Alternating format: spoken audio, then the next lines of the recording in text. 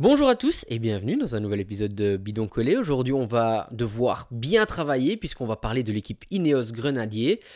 Pour analyser ça, je suis avec peut-être un des plus grands experts. Je suis avec Maxime Secato. Comment vas-tu, Maxime? Ça va super, surtout après ces belles paroles de ta part.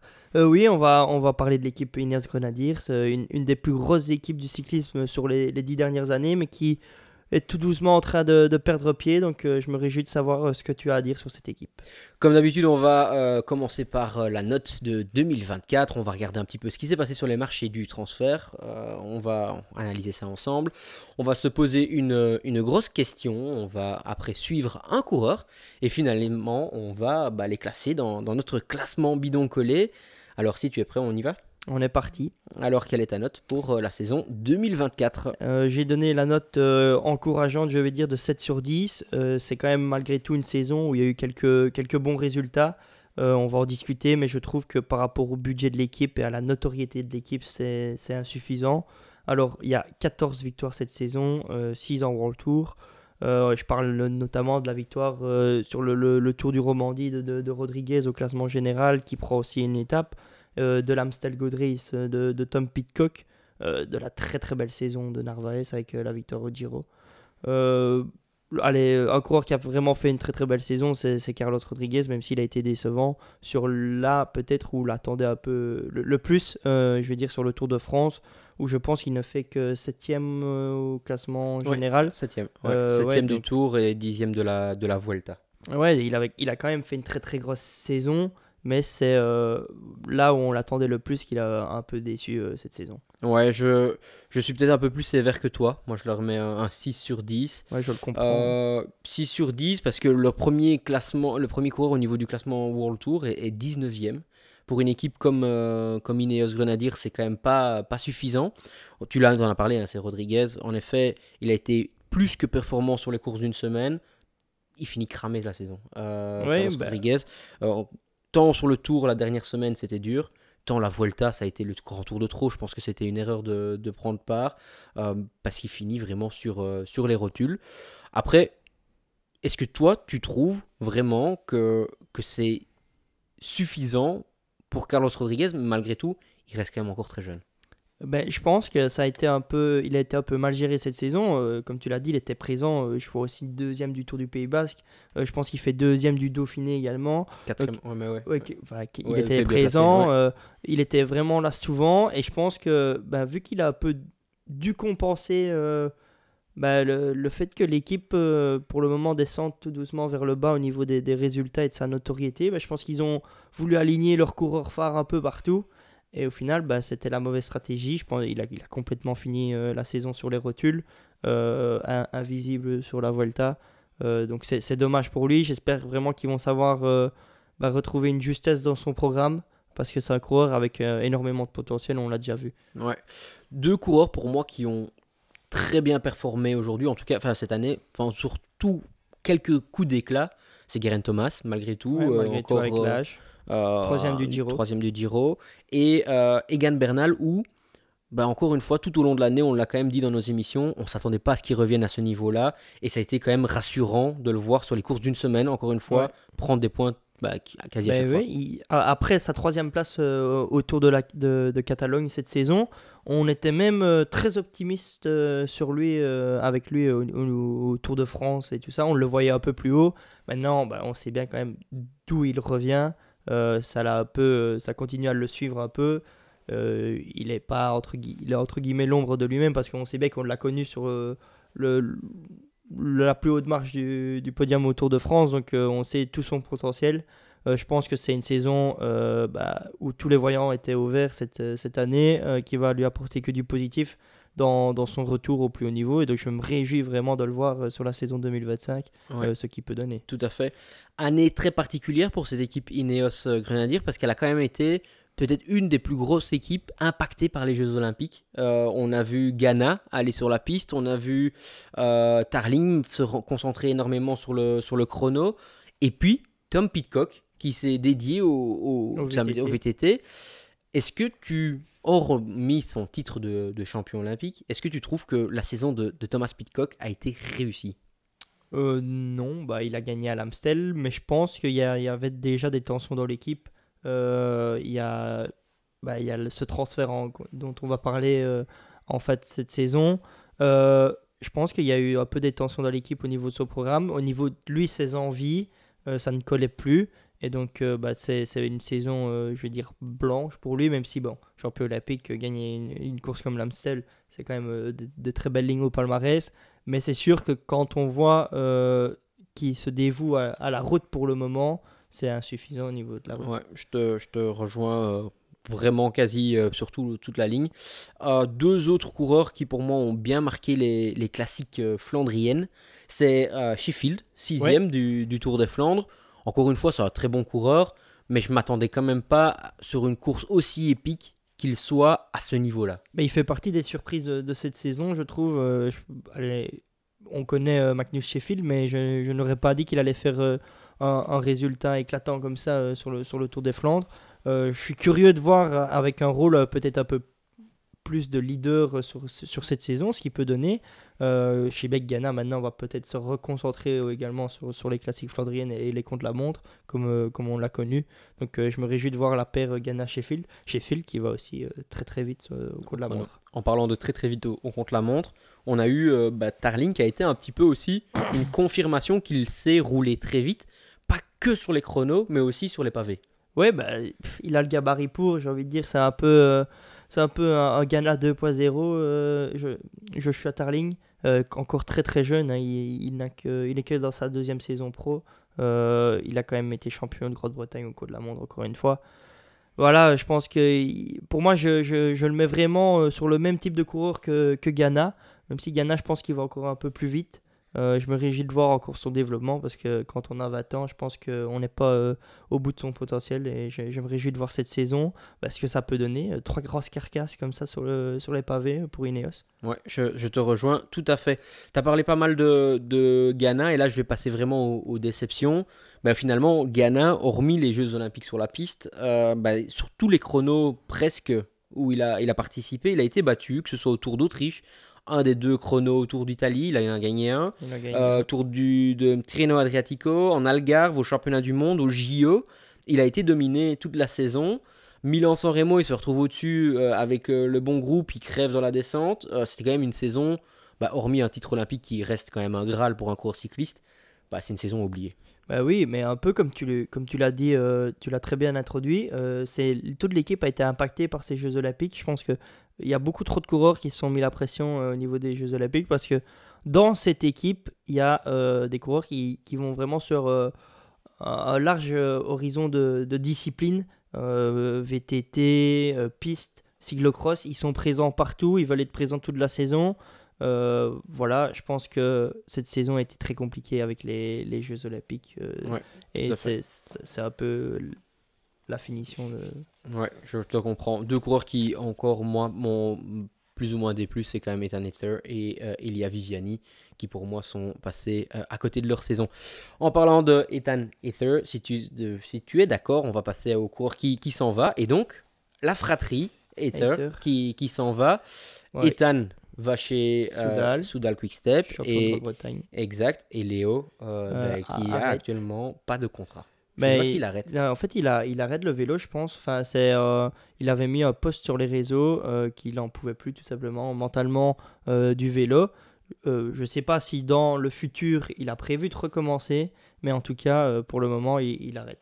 C'est quand même un énorme talent, encore une fois, chez les jeunes qui s'arrêtent. Il y a Professionnel trop tôt. trop tôt peut-être, ou en tout cas, même si ce n'est pas professionnel trop tôt, c'est Professionnalisme professionnalisation de sommet. C'est devenu un métier dès les chez les juniors. juniors, ouais. Ouais. C'est Et ça, encore c'est une fois peut-être le problème.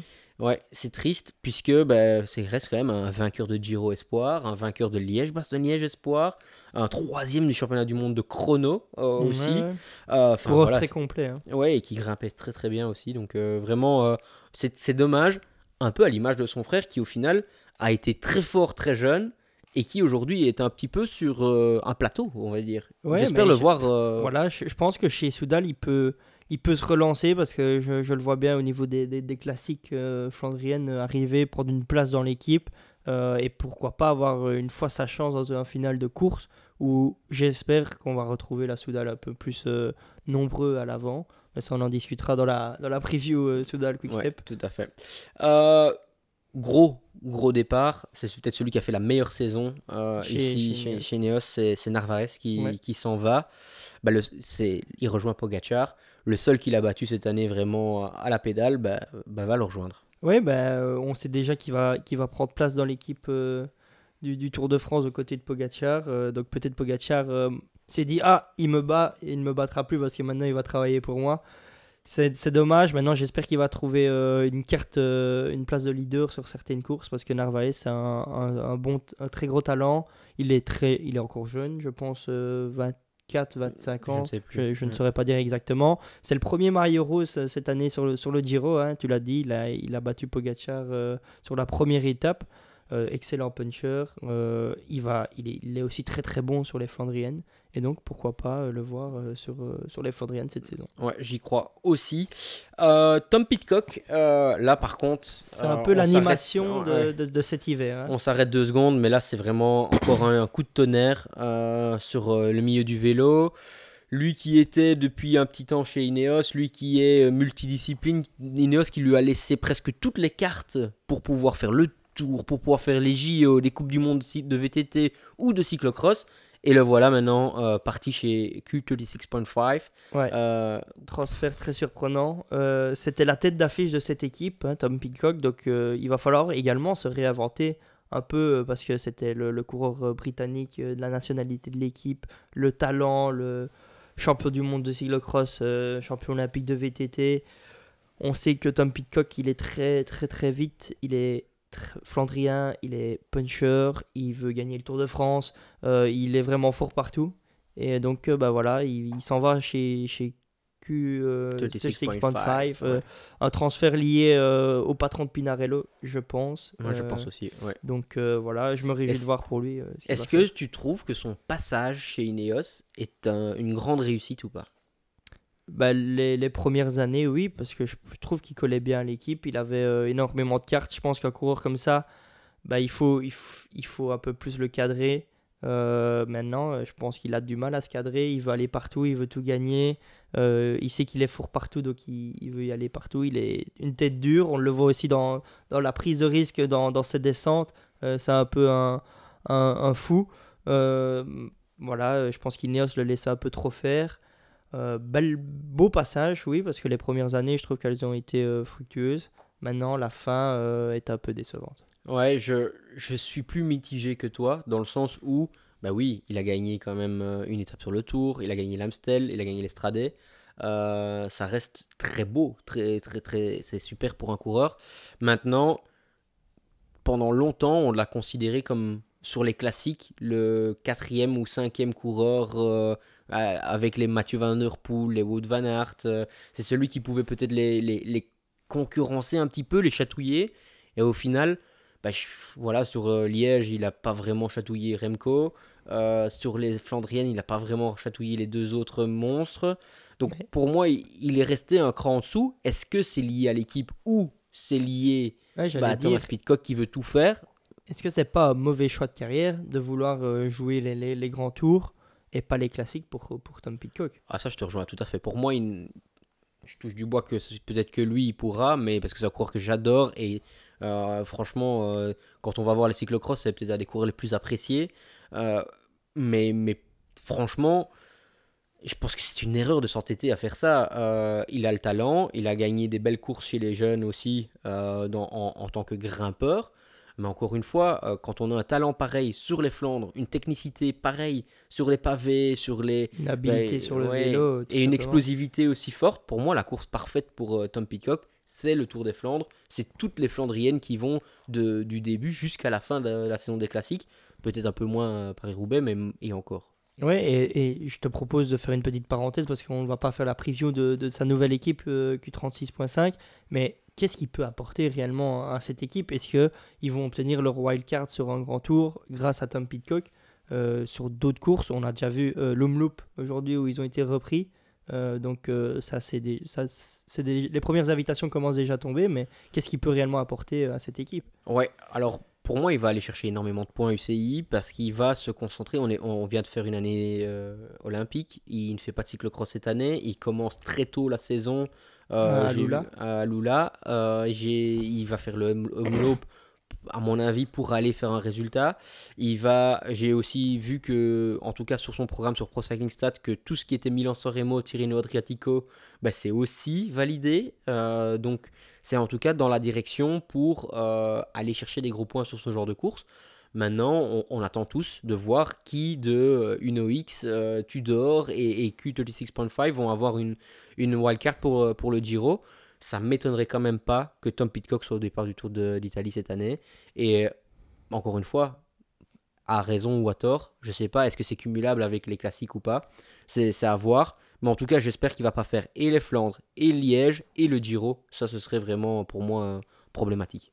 Ouais, mais du coup, peut-être que ce transfert peut lui être positif au niveau, il n'est pas sûr de faire un grand tour cette année, donc peut-être qu'il va plus se concentrer sur les classiques. Et alors là, à partir de ce moment-là, on va découvrir le Tom Pidcock que nous, personnellement, on espère voir, un mec en forme sur les classiques, les grosses Ah, je classiques. te rejoins tout à fait. Et d'ailleurs, je vais te retourner la question, mais est-ce que finalement, sur un grand tour, est-ce que Tom Pidcock, le meilleur, et en tout cas le plus beau Tom Pidcock, c'est d'aller à l'avant tous les jours et c'est d'aller gagner une étape? Parce qu'une fois qu'on est dans une arrivée où il n'y a pas d'arrivée au sommet, mais une arrivée en descente, bah, qui peut suivre Tom Ouais, Pidcock? il a de très belles capacités en montagne. C'est pour ça qu'il espère gagner un jour un grand tour. Mais je pense que il est plus beau à voir sur des classiques, sur des échappées au long terme, en descente avec sa technicité. Donc oui, moi je pense que dans ce genre de mouvement de course que je veux voir Tom Pidcock. Maintenant, il faudra voir aussi un peu qui il aura autour de lui cette année. Ouais. Alors pour la montagne, je pense que ça va être pas trop évident. Maintenant, je pense qu'il y a quand même des Steimle, des coureurs comme ça qui pourront peut-être l'entourer. Harm Vanouk sur la montagne, mais bon Alors, voilà. Vanouk, Frédéric Frison Brambilla, sur les classiques. euh, Brambilla. de la Cruz sur la montagne. Ouais. Maintenant, c'est du recyclage, j'ai envie de dire. Nizzolo. Ouais, c'est pas les coureurs qui sont les plus impressionnants en tout cas. Ça, c'est clair. Si ça te dérange pas, on Transfert passe suivant, oui. à. Bah, il y a Viviani qui n'a toujours pas de contrat pour l'instant. Pas de contrat, oui. Est-ce que. Bah, il J'ai reste. entendu dire qu'il irait justement chez Q36.5. Maintenant, toujours pas de confirmation. Est-ce que c'était une rumeur dans le vent? Ouais, moi je pense que Viviani et Wurf sont annoncés sur le départ, mais ne vont pas partir parce qu'il n'y a plus que 27 coureurs dans l'équipe. Voilà, moi je pense que ça c'est encore un point Ça à voir, ouais. d'interrogation, Ouais, parce mais qu'il y a... il est nécessaire pour cette équipe Ineos. Bah, quand on voit le peu de victoires qu'ils ont pour ce calibre-là d'équipe, d'avoir un sprinter. Mais on va Maintenant, en parler. ouais, on va en parler ça Il dans y un a, il y instant. a Rowe qui prend sa retraite. Ouais. Et Theodore Storm qui lui redescend, qui était passé pro directement, qui lui redescend dans l'équipe Lotto Kernkaus avec laquelle ils se sont liés pour équipe de développement. Est-ce que jusque-là, c'est des pertes qui peuvent être comblées, selon toi? Pff, pas en la personne de Narvaez et de Pitcock. Pitcock au niveau de l'équipe de l'image et Narvaez au niveau de sa saison 2024. Ok, alors on commence directement avec les coureurs qui arrivent. Et allez, t'as un coureur préféré que tu veux commencer, avec lequel tu veux commencer? Je vais parler de Bob Jungels, 32 ans. Bah oui, moi j'ai le moment où j'étais le plus passionné, enfin où j'étais vraiment là sur le bord des routes pour encourager. C'est le moment, c'est la grande époque de Bob Jungels, l'époque où il gagne Liège-Bastogne-Liège chez Quick-Step, dans l'équipe dans laquelle je suis fan. Je pense que c'est pas un mauvais transfert pour lui, c'est un bon équipier. Je me dis qu'il va pouvoir peut-être retrouver une carte à jouer sur les classiques. J'espère le voir en tout cas dans ce rôle de classique et pas dans ce rôle qu'il avait chez Bora d'équipier sur les grands tours. Ouais, Bob, avec qui j'ai roulé aussi quand j'étais plus jeune. Je me souviens, lors d'un chrono, il était champion du monde chrono chez les juniors et il m'a rattrapé. C'était quand même assez impressionnant. Soit il était très fort, soit j'étais très nul, ou un peu des deux. Mais vraiment, c'était vraiment un super coureur. Il est très fort. C'est un gros moteur, c'est un coureur qui peut passer partout.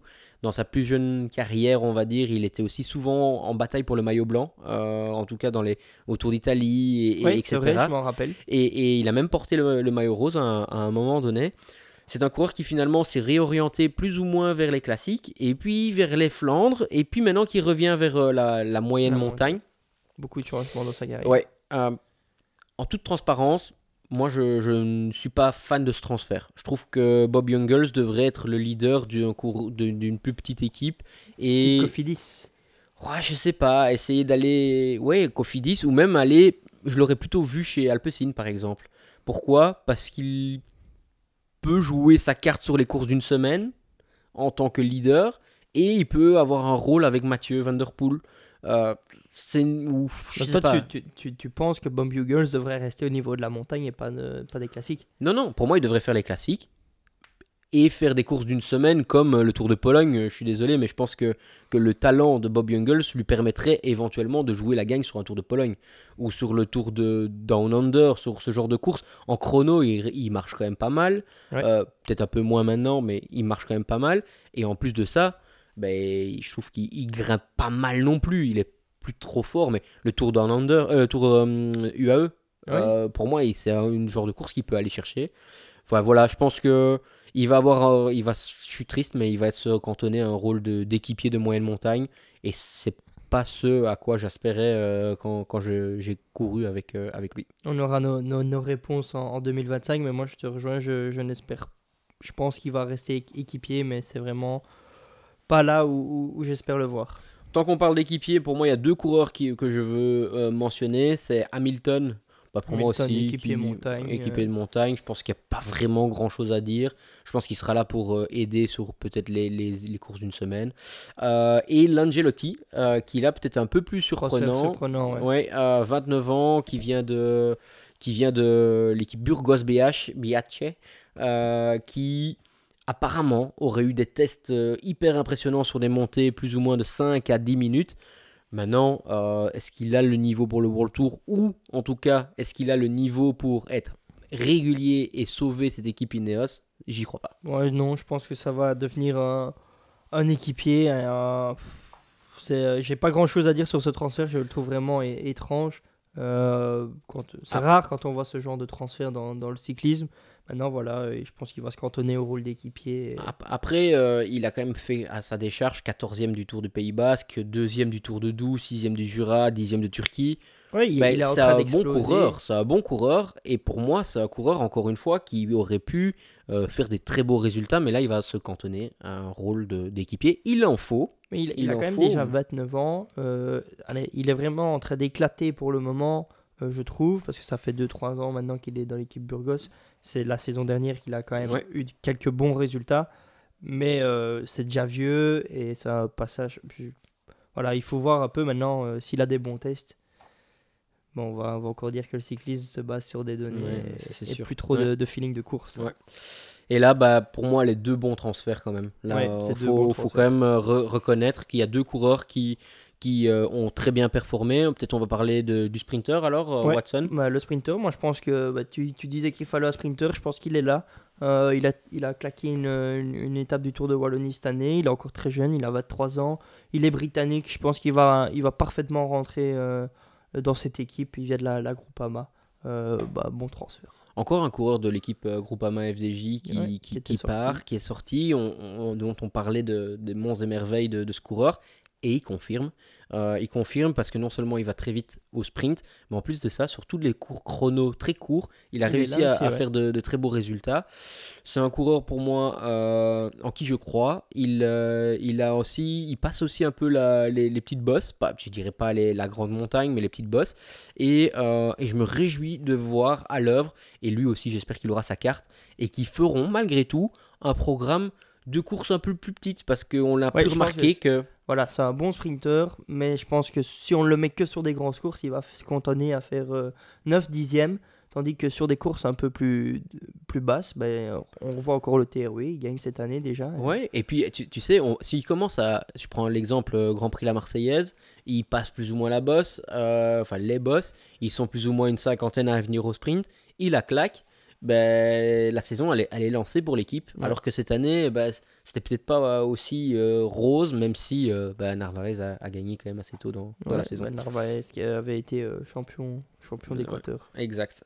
Euh, Dernier transfert. ouais, là, Axel Laurence, Ouais. j'ai été surpris. Je vais être honnête qu'il vienne, Transfert surprenant, ouais. mais positivement là par contre. Mais j'ai l'impression qu'on en avait déjà parlé de ce transfert d'Axel Laurent chez Ineos au moment de BNB. Finalement, il avait été chez Alpecin. Et donc là, le transfert se fait finalement vers Ineos. Je pense que ça peut être positif parce qu'Axel Laurent, c'est un mec des classiques. Ils en ont besoin. Très très bon puncher, j'ai envie de dire. Cette année, il gagne le Tour de Norvège, une étape en Catalogne. Donc franchement, je me réjouis de le voir dans cette équipe, prendre un Ouais. rôle de leader. Je te rejoins tout à fait parce que cette équipe-ci va aller. Pour moi, il peut prendre un peu le rôle de Narvaez qui cette année. Il peut aussi prendre le rôle un peu de Ethan Hayter parce que pour moi, il va plus vite que Narvaez. Il grimpe un petit peu moins bien, sûrement. Mais un peu une combinaison de ces deux coureurs. On sait que Ineos a, dans le passé, souvent envoyé en Catalogne, au Pays Basque, des coureurs qui passent bien les bosses mais qui vont vite. Ouais. Et là, on a justement le coureur parfait pour ça, je pense. Et j'espère qu'il sera également présent aux côtés de Magnus Sheffield, Tarling et Ghana sur les Flandriennes parce que c'est un coureur qui passe très très bien. Je dis Flandrienne, mais peut-être pas Paris-Roubaix, mais plutôt Ouais. les côtes assez courtes. Très, très rassuré de cette arrivée. Et encore une fois, on a dit qu'ils avaient besoin de victoire. Et lui, il C'est un gagne mec qui puisqu'il gagne, a quand ouais. même gagné cette Et je année. pense qu'il part justement pour aller chercher un peu le rôle de leader qu'il n'avait pas sur les classiques dans son ancienne équipe. Et donc je me réjouis de voir ce que ça peut donner sous le maillot d'Ineos Grenadier. Ouais. Que manque-t-il à cette équipe Ineos Grenadier pour redevenir une toute grosse équipe? Nicolas Portal, malheureusement. Je pense que c'était un peu le maître de cette équipe. Il y avait une très très bonne gestion de sa part. Voilà, il est décédé tragiquement. C'est triste pour l'équipe, c'est triste pour le monde du cyclisme. C'était un très très grand monsieur. On voit que l'équipe a besoin de renouveau. Je vais dire que c'est en cours pour le moment, mais je pense qu'il va falloir à un moment donné changer son fusil d'épaule, redevenir une équipe séduisante, replaire au public. Parce que ça reste quand même l'équipe qui est dans les traces de la Sky qui mettait en route dans une étape de montagne, personne ne les dépassait, ils attaquaient au kilomètre, ils gagnaient tout. Voilà, je pense que cette équipe a besoin de replaire et a besoin de dynamisme. Ouais, je pense que cette équipe-là, en fait, c'est vrai que cette année, elle a quand même connu une année un peu sans, on va dire, pour le budget de Pour le l'équipe. budget. Par contre, c'est une équipe qui a tout en place pour éventuellement regagner très vite. Si tu prends cette équipe-là et que tu rajoutes une superstar, cette équipe-là peut gagner un grand tour. Cette équipe-là peut éventuellement aller gagner des classiques. Bah, c'est Je- une équipe qui a un passé, tout simplement. Donc Un savoir-faire. voilà, elle a déjà tout eu. Il suffit juste de retrouver le coureur qui est capable, ou alors peut-être qu'ils l'ont déjà. Il faut juste lui le mettre en confiance. Et je pense que cette année, c'était Carlos Rodriguez sur qui on misait. Et malheureusement, ça a été mal géré. Il a été beaucoup trop présent au début de saison sur les courses d'une semaine et pas assez sur les grands tours là où on l'attendait. Ouais. Après, il faut aussi se souvenir que fut un temps, ils ont gagné Liège-Bastogne-Liège. Ils étaient là aussi pour gagner Milan-San Remo avec Kwiatkowski. Ils ont gagné donc Liège avec Wout Poels. Ils étaient présents très longtemps, très souvent sur les Flandriennes. Mais je trouve que c'est surtout, on peut faire ce qu'on veut. Pour moi, sur la montagne, tant qu'ils n'auront pas un Remco, un Vingegaard ou un Roglic ou Pogacar, ils ne gagneront plus un grand tour puisque ces quatre monstres vont sûrement, sur les prochaines années, se répartir les victoires, plus les nouveaux qui arrivent comme les Del Toro, les Ayuso et Christen, etc. Maintenant, moi je pense qu'il leur manque quand même Remco dans leur équipe. Ce serait parfait pour eux Ouais. pour aller, mais je pense pas que le transfert est imminent, loin de là. Et alors, pour moi, ils doivent reconstruire une base d'attaquants sur les classiques, même si on a pu mettre Tarling et mettre Sheffield en avant, ils ont quand même malgré tout été souvent passif dans la course. Et ça, c'est un peu ce qu'il manque, selon moi, dans cette équipe Ineos, qui a tous les talents, mais qui doivent se retrouver plus devant, plus à l'avant. Et alors, il y a un coureur qui arrive à le faire, c'est Ben Turner. Ouais. Mais pour moi, ça reste quand même encore un peu juste. Il manque un peu le Jan Stannard de l'époque. Lucro en grande forme. Oui, maintenant, voilà. C'est vraiment, je pense que c'est vraiment un renouvellement qu'il faut parce que Kwiatkowski, Rowe qui se retire, Stannard qui s'est déjà retiré. Enfin, ils sont restés avec les coureurs très, très, très longtemps. Mais il y avait besoin de renouveau. Le cyclisme, maintenant, on sait que les jeunes sont là très tôt. Je pense qu'ils ont essayé. Andrew Auguste, Michael Léonard, Theodor Storm. Ouais. Donc, ils ont essayé, mais je pense que pour le moment... Léo Hetter aussi. Oui, ben, ça ne fonctionne pas pour le moment. Et je pense que c'est là aussi qu'il faut trouver la manière de faire avec ces jeunes-là. Ils se lient à une équipe de développement. C'est peut-être une des clés du problème. On va voir dans les futures années. Ouais. On passe à notre coureur à suivre, Ouais. si ça te convient. Et là, je commence pour une fois. Oui. Et je vais parler de Tarling. Mais on en a déjà parlé beaucoup aujourd'hui, mais je trouve qu'il est en progression constante. Peut-être un peu moins dans le chrono de ce à quoi je m'attendais. Il a été battu à la Vuelta et de belle manière. Il a été malheureusement battu sur les Jeux Olympiques, mais je pense que là, il y a eu des problèmes techniques et autres, mais malgré tout, il a été battu. Championnat du monde aussi, il a été battu, mais même pas sur le podium. Et là, moi, ce que je voudrais mettre vraiment en avant, c'est j'aimerais que l'année prochaine, au niveau du chrono, il devienne le numéro 1, parce que pour moi, il n'est pas loin, et je pense qu'il en a les capacités, il a le physique, il a la puissance, il a tout ce qu'il faut. Et puis, sur une première partie de saison, peut-être avant ça, de devenir un coureur qu'on attend dans les classiques. Et je pense qu'il a en bonne voie. Et je le verrais bien essayer de jouer la gagne sur des Renewy Tours et ce genre de courses. Donc voilà. Oui, je te rappelle quand même qu'il n'a que 20 ans. Les résultats qu'il faisait lors de sa première saison pro, il était néo-pro et il était déjà sur le toit du monde au niveau du cyclocross, du chrono, pardon. Ça, c'était déjà très surprenant. Alors après, je pense que sur la deuxième saison, on a placé beaucoup d'espérances dessus. Un peu trop, selon moi. Ouais. Trop haute, parce qu'il faut quand même laisser le temps. Il a peut-être eu un peu de chance sur sa première année, avec de très très gros résultats, une très grosse forme, et une spirale positive qui le mettait en confiance. Je pense que sur la deuxième saison, il a eu un peu plus de pression, qu'il a géré différemment. Des plus gros objectifs, il savait qu'il était capable, et peut-être que quand on voit son premier objectif qui a un peu échoué par rapport à ses attentes, on tombe dans une spirale un peu négative. Je pense que cette année, ce qui est positif, c'est qu'il s'est ouvert. Je pense qu'on va le voir de plus souvent sur les classiques, donc il va devoir se concentrer maintenant sur ses objectifs principaux, donc les chronos, mais je pense que ces ouvertures vont lui forger son moteur, et je pense que cette année, peut-être dans 2-3 ans, là, il va arriver à son pic et je pense qu'il va pouvoir être le numéro 1 au niveau des contre-la-montre. Ouais, allez, parfait. Et toi, qui est ton coureur à suivre ? C'est un coureur qu'on n'a pas du tout parlé. Moi, j'ai un peu fait exprès depuis le début de la vidéo. C'est Thymen Arensman, donc le coureur de 25 ans qui est arrivé il y a 2 ans déjà, je crois.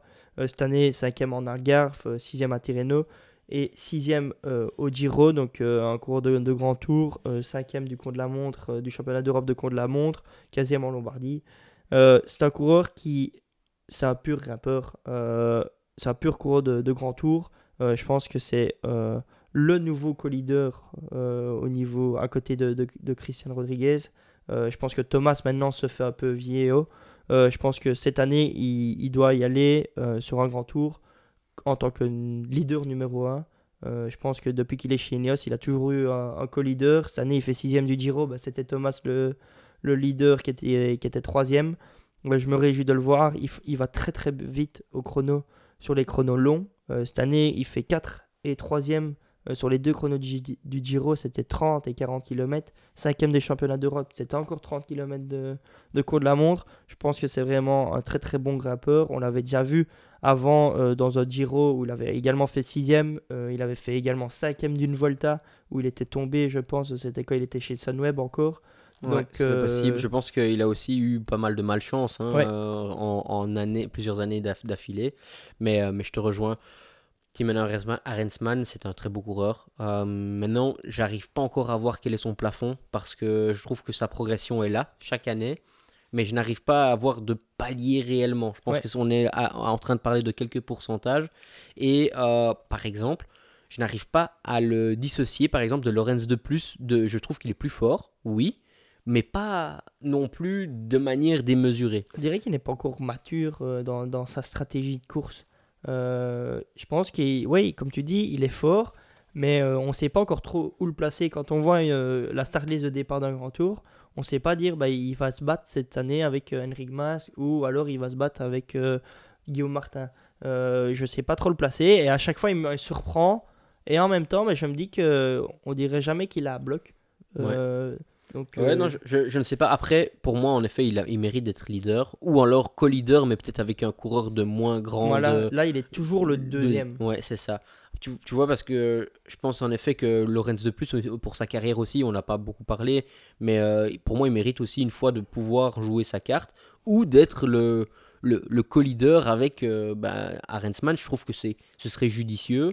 Maintenant, pour moi, Thomas reste encore devant par l'histoire, je suis pas pour, hein. Je Ouais, dis ouais. pas que c'est une bonne chose, parce que je pense que Thomas, cette année, ça va être l'année de trop, malheureusement. Mais je pensais déjà ça l'année passée, hein. Ouais, mais Il m'a ça prouvé fait le 3 ans que contraire. je dis pareil, et ça fait 3 ans qu'il fait Ouais. podium au Giro. Donc, Ouais. Maintenant, pour moi, il reste encore un leader unique qui est Carlos Rodriguez. Euh, Peut-être Bernal en fonction, mais j'espère que Bernal va un peu se rediriger vers la Vuelta, puisque c'est le seul grand tour qui lui manque, et j'aimerais quand même essayer d'aller chatouiller éventuellement Vingegaard, éventuellement Tadej Pogacar. j'ai pas encore vu les programmes des coureurs. Je sais juste que Thomas a dit que pour sa dernière saison chez les pros, il aimerait bien faire le Tour de France. Donc je me dis pourquoi pas. Il se dit bah voilà, il a complété la panoplie. Maintenant, il aimerait bien donner son expérience, faire une dernière fois la grande boucle avec Carlos Rodriguez. J'aimerais voir Rodriguez uniquement sur le Tour de France cette année. Moi aussi. Et donc, bah, j'aimerais bien voir Arensman leader au Giro, Rodriguez, Thomas Autour. au Tour et de plus Bernal à la Vuelta. Ouais, ça serait vraiment une très très belle manière de répartir le programme. Un coureur, juste que je voudrais mentionner quand même, parce que c'est peut-être un de mes coureurs préférés de tous les temps, c'est Michal Kwiatkowski. Ouais. La classe, c'est un coureur qui est peut-être les plus beaux à vélo. Est-ce que tu trouves que son impact est tout aussi fort, tout aussi grand au fur et à mesure des années? Je pense que maintenant, il a vraiment le rôle de patron, de papa dans cette équipe. Il reste important. Je pense surtout en dehors du vélo, de par son expérience, de par sa maturité, son calme. Quand on le voit, même sur le vélo, hein, quand on le voit encore aller chercher une étape sur le Tour de France il y a 2 ans maintenant, au Ouais. Grand Colombier. Enfin, c'était un de mes coureurs préférés dans le temps, ça l'est toujours là maintenant. C'est un coureur que j'affectionne particulièrement. Et pour moi, c'est un des points importants de cette équipe. C'est un des patrons. Il ne faut pas le perdre absolument. Ouais, je te rejoins. Malgré tout, je trouve qu'il pourrait éventuellement un peu varier son programme et peut-être aller faire un deuxième grand tour ou un autre grand tour que le Tour de France, ce qui pourrait amener aussi aux plus jeunes coureurs de l'équipe. Ouais, Ouais. un homme d'expérience comme Kwiatkowski sur un Giro, pourquoi pas. Peut-être que Ineos doit se dire, bah voilà, le Tour de France, il y a les 3 fantastiques, mais on sait qu'on va se battre pour un top 5, top 10, bah pourquoi pas mettre un Kwiatkowski sur le Giro, où là, c'est un peu plus ouvert, et donner son expérience à Rensman pour aller chercher le podium ou la victoire. Ouais, ouais, peut-être. Au niveau du classement de bidon collé, alors là, on va un peu rigoler puisque toi, tu les as mis vraiment en tant que pessimiste 13e. Ouais. Moi, je les ai mis 8e et finalement, avec la note moyenne de Hugo et de Noah, on les met 7e. Alors, il faut juste remettre une chose dans le contexte, c'est quand on a fait le classement, on était sans le départ de Thomas Pidcock. Maintenant, Faut croire que j'avais misé dessus. ouais, je te trouve quand même pessimiste. Ouais, j'avais été pessimiste, mais ouais, c'est difficile quand même d'établir un classement avec les 22 équipes. Pour moi, j'ai mis les équipes en fonction des transferts, de comment je le sentais. Voilà, c'est juste un sentiment. Et bah, je sens visiblement que la saison va être compliquée pour eux. Maintenant, je ne l'espère pas parce que c'est quand même une équipe qui est dans le vélo depuis des années et qui, voilà, le public, le passé de l'équipe. Donc je me réjouis. J'espère les voir plus haut que ce que j'avais prédit. Ouais, je te rejoins aussi. Moi, je trouve qu'ils vont faire une meilleure année. Peut-être pas une meilleure année que cette année, mais une meilleure année de ce que l'on pense, puisque les coureurs comme Tarling, Ghana, etc., vont un peu se reconcentrer Le sur début la de saison route. va être très important. Ouais, ils envoient une belle équipe aussi avec Katowski Thomas justement autour Down Under. Donc voilà, moi j'espère vraiment les voir plus haut et puis bah, essayer de se battre. Peut-être plus maintenant malheureusement avec les UAE Visma, Bora, Red Bull Bora pardon, Trek, ça reste un gros niveau. Ben voilà, il faut aller essayer d'aller chatouiller peut-être les équipes comme Decathlon, à voir un peu comment ça va aller. Mais on verra un peu ça dans les prochaines Ouais. previews où on place les autres équipes Ouais. aussi. Je sais pas si tu veux rajouter quelque chose. Non, pas spécialement. Je me réjouis de voir un peu comment ils vont aborder cette saison, de voir de quelle manière ils vont gérer la période des classiques, le début de saison, la période des classiques avant les grands tours. Je pense que Ineos maintenant n'est plus l'équipe des grands tours comme on la connaissait, c'est l'équipe tout terrain. Et je pense que c'est ça la clé de la saison. Après, ils ont quand même malgré tout bien performé sur les courses d'une semaine. Ouais. Donc voilà, c'est un peu le problème, c'est vraiment les classiques, je pense. Ouais. Ouais. Merci Max, Merci à toi. merci à vous de nous suivre sur chaque épisode. Comme vous pouvez le savoir, on va maintenant aborder les toutes grosses équipes. Donc si vous voulez tout simplement voir ça, n'oubliez pas de vous abonner et nous on vous dit à très très vite. À la prochaine.